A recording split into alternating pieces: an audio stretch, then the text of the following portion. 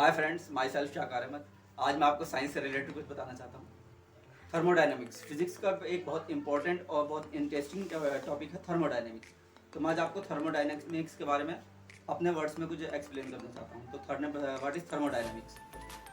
अब बात स्टार्ट करते हैं हम एनर्जी से। Energy, what is energy? Energy actually capability of doing work is called energy. जहाँ पर वर्क करने की एबिलिटी होती है उसे हम एनर्जी कहते हैं। एनर्जी बहुत टाइप की होती है, इसका यूनिट जूल होता है। जैसे chemical energy, electrical energy, photo energy, wind energy और बहुत टाइप की एनर्जी होती है। और काइनेटिक एनर्जी और पोटेंशियल एनर्जी। काइनेटिक एनर्जी का फार्मूला हमारा हाफ एम वी स्क्वायर होता है। पोटेंशियल एनर्जी का फार्मूला हमारा एम जी एच होता है। तो इस टाइप से हम एनर्जी के बारे में डिस्कस करते हैं। अब एनर्जी के बारे में यह है कि ना तो एनर्जी को क्रिएट किया जा सकता है ना डिस्ट्रॉय किया जा सकता। एनर्जी को सिर्फ कन्वर्ट किया जा सकता है एक फॉर्म से दूसरी फॉर्म। हम एनर्जी को ना तो क्रिएट कर सकते हैं ना डिस्ट्रॉय कर सकते हैं। एनर्जी को सिर्फ एक फॉर्म से दूसरी फॉर्म में कन्वर्ट किया जा सकता है। जैसे मैकेनिकल एनर्जी को हीट एनर्जी में, इलेक्ट्रिकल एनर्जी को मैकेनिकल एनर्जी में, इस टाइप से हम एनर्जी को कन्वर्ट करते हैं। तो थर्मोडायनेमिक्स में एक्चुअली हम इसी पर डिस्कस करते हैं कि हम किस किस तरीके से एनर्जी को कन्वर्ट किया जाए। Transformation of energy, transformation of heat, radiation, temperature, इस चीज़ को डिस्कस किया जाता है। किस किस तरीके से हम एनर्जी को कन्वर्ट कर सकते हैं अपनी एप्लीकेशन में। जैसे एसी सिस्टम है हमारा, रेफ्रिजरेटर है, हीट इंजन है और हमारा जो है गाड़ियाँ हैं, मोटर है, इलेक्ट्रिक मोटर। तो उसमें किस किस तरीके से हीट को कन्वर्ट करके हम अपनी एप्लीकेशंस को यूज़ करते हैं रेफ्रिजरेटर में। ठीक है ना। तो इस बारे में आज हम डिस्कस करेंगे कि कैसे कैसे हम हीट को, एनर्जी को कन्वर्ट कर सकते हैं। अब हीट जो है हमारी, हीट को हम जो है हमेशा हायर टेम्परेचर से लोअर टेम्परेचर की तरफ चलती है। हीट हमेशा हायर टेम्परेचर से लोअर की तरफ चलती है। हीट कभी लोअर से हायर की तरफ नहीं चलती। तो अगर हमें लोअर से हायर की तरफ चलाना हो तो हमें क्या करना होगा? जैसे हमारा एसी सिस्टम है, उसमें हमें हीट को लोअर टेम्परेचर से हायर की तरफ चलाना होता है। ठीक है ना। तो इस बारे में हम डिस्कस करेंगे। अब हमारा यूनिवर्स को हम दो पार्ट में डिवाइड कर देते हैं, एक सिस्टम और एक सराउंडिंग। ठीक है ना। एक हमारा होता है सिस्टम और एक सराउंडिंग। अब सिस्टम क्या होता है हमारा, जहाँ पर भी हम कुछ वर्क करते हैं उसे हम सिस्टम कहते हैं। ठीक है ना। और इसके अलावा जो भी हमारा पूरा यूनिवर्स है उसे हम सराउंडिंग कहते हैं। तो universe is equal to system plus surrounding. तो इसके बारे में डिस्कस किया जाता है। अब इसमें 3 लॉज है। First law of thermodynamics, second law of thermodynamics, third law of thermodynamics, entropy, enthalpy. इस टाइप की चीज़ों को डिस्कस किया जाएगा। एनर्जी, वर्क जब भी होता है, वर्क और एनर्जी में एक रिलेशन होता है। वर्क और एनर्जी में रिलेशन होता है हमारा work is equal to force multiply distance. तो वर्क जब भी होता है वहाँ पर हमें कुछ एनर्जी चाहिए होती है। वर्क और एनर्जी का बहुत गहरा रिलेशन होता है। ठीक है ना।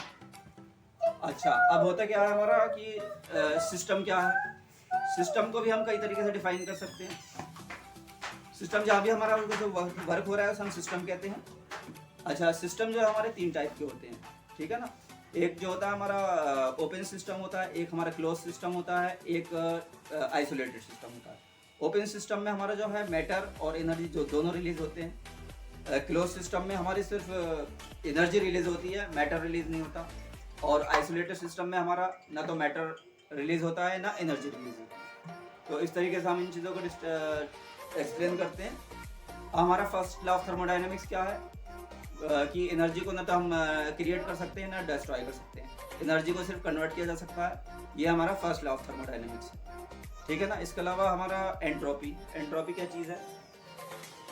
हमारा जब भी कोई वर्क होता है तो वहाँ पर वर्क जो है हमारा, वो वहाँ पर एनर्जी चाहिए होती है। तो हमारे जो मॉलिक्यूल्स होते हैं वो तो कुछ मॉलिक्यूल तो हमारे यूनिवर्स में ऑर्डर में होते हैं, कुछ डिसऑर्डर में होते हैं। तो हमेशा हमें वर्क करने के लिए मॉलिक्यूल की जो मोशन है उसे ऑर्डर में रखना होता है। वर्क करने के लिए हमें जो मॉलिक्यूल्स की जो मोशन है उसे ऑर्डर में रखना होता है। तो अब जो है इसके अलावा जो हमारी एनर्जी होती है, जहाँ पर मॉलिक्यूल का डिसऑर्डर होता है, उसको जब हम मेजर करते हैं तो वहाँ पर हमें एंट्रोपी चाहिए होती है। एंट्रोपी जो है एक मेजरमेंट है डिसऑर्डर्ड एनर्जी को मेजर करने के लिए। डिसऑर्डर एनर्जी जो होती है वो होती है जहाँ पर वर्क नहीं किया जा सकता।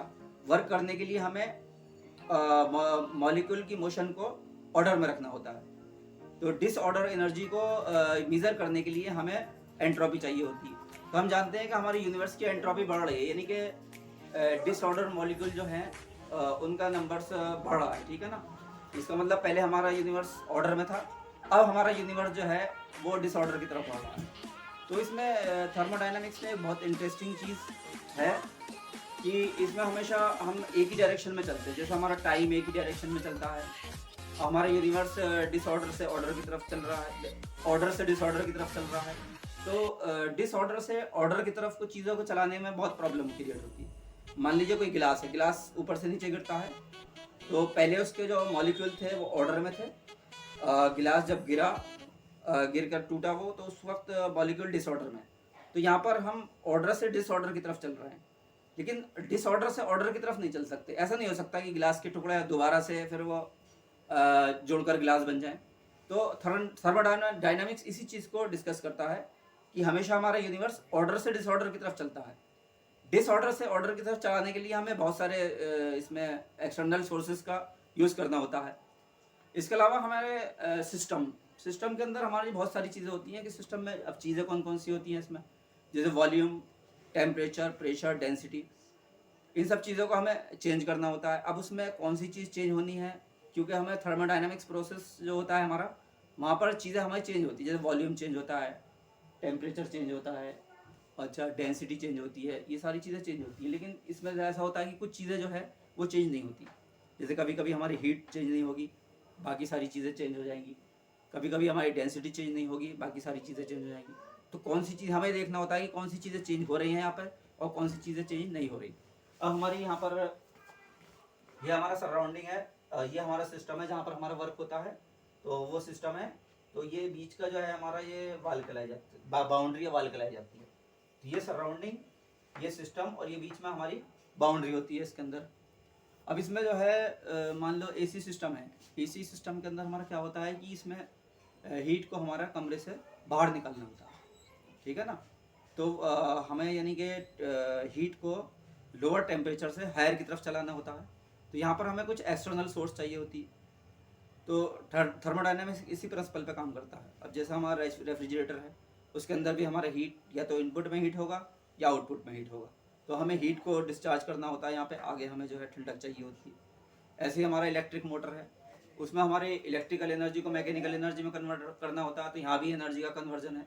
तो पूरा थर्मोडायनामिक्स हमारे हीट कन्वर्जन के ऊपर बेस्ड है। या इलेक्ट्रिकल एनर्जी को हमारा मैकेनिकल एनर्जी में कन्वर्ट किया जाता है मोटर के अंदर। तो थर्मोडायनामिक्स इन्हीं चीज़ों को डिस्कस करता है। अब इसमें एक चीज़ और भी होती है, ये हमारा सिस्टम है, ये सोर्स है, ये सिंक है। सिस्टम जहाँ पर हमारा वर्क हो रहा है, सोर्स जहाँ से हम कुछ एनर्जी ले रहे हैं, और ये हमारा सिंक जो है आउटपुट सिस्टम है। तो इस टाइप से हम बहुत सारी चीज़ों को थर्मोडायनामिक्स के अंदर डिस्कस करते हैं हम। तो हम कोशिश करेंगे कि आगे और भी चीज़ों को डिस्कस किया जा सके। Thank you so much.